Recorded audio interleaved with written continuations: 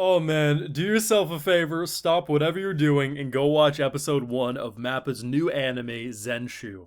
I walked in assuming this was basically a mixture of PA Work Shirobaka meets Keep Your Hands Off Ezekin from Saint Seru, only to be smacked into the face. It's actually Recreators meets Keep Your Hands Off Ezekin, because what we end up getting is a surprise isekai that is, the production is insane. Say what you will about MAPPA and work conditions, there's no denying the fact that they cook. I guess it's kind of funny when you think about it, because I think a lot of us probably walked in who knew about this show that it was going to be kind of about working conditions of animators. Yeah, do you really think the suits, the higher ups at MAPPA probably wanted that as an anime? Nah, but if you want to throw that bitch into a world that she knows, yeah, that's a different story.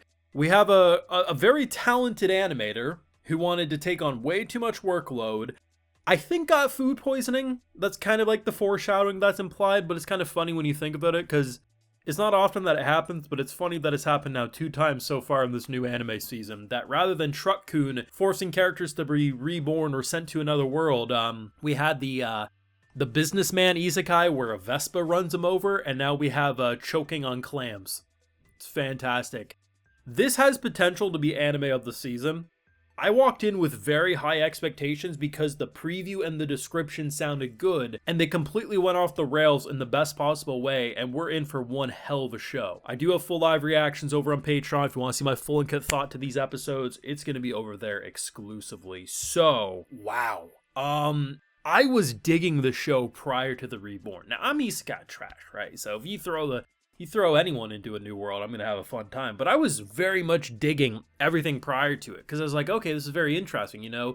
We just have someone who's very talented, hit after hit, you know? Then they start talking about this one movie that we watched here, which was apparently a very darker series, very grim, emotional, lots of sacrifice. The MC, who was once heroic, kind of went off onto a more edgy path, and then just unexpectedly dies. When it first started happening, I was in such disbelief. I was like, no, she's gonna be fine, right? Like, yeah, she's choking, but, you know, I'm just, they're not gonna, like, kill the, but then they do kill her off, and I'm like, oh, okay.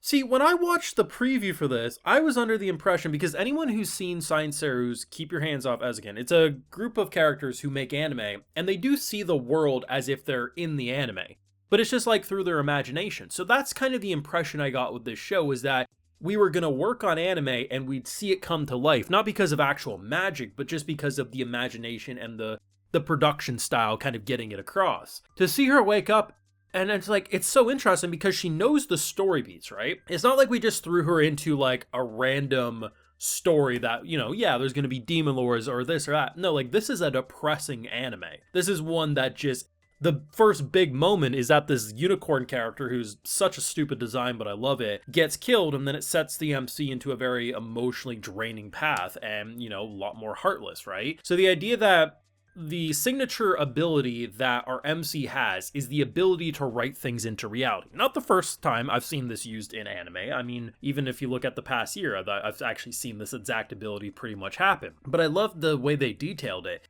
So the way she like summons the desk and she starts drawing in, the coolest part, and I think my favorite point in this entire episode, is how when her creation is summoned, it's not animated fully, right? Like, it comes out, it still has like the rough lines, the rough line work, it's not fully shaded in or everything. But the idea of that pops up, and then it does a combination of hyper beam meets laser eyes and obliterates thousands of these giant centipede-like creatures. Like, the craziest thing about it is they kickstart the episode with this Luke Braveheart character, right? It's just a ridiculous name.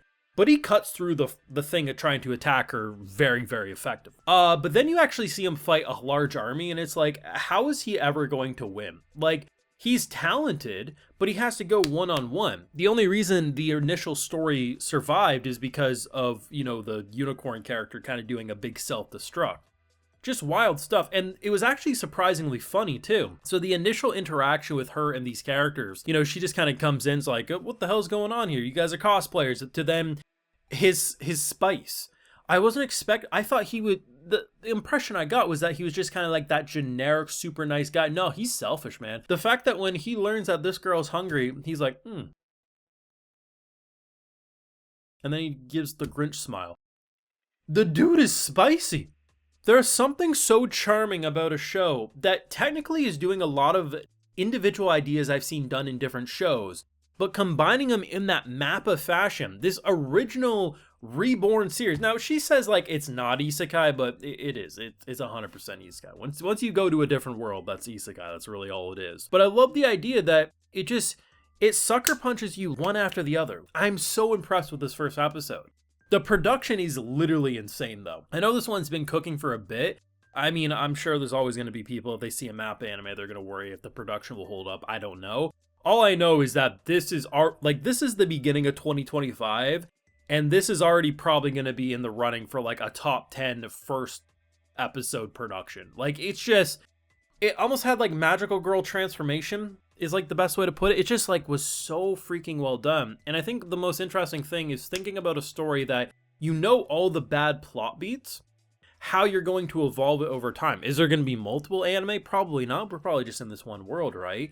But like, where do you go with it? Like, is the show going to end with her waking up back in her original, like, my honest gut impression is that she technically did die, which is why she goes to this, world, right?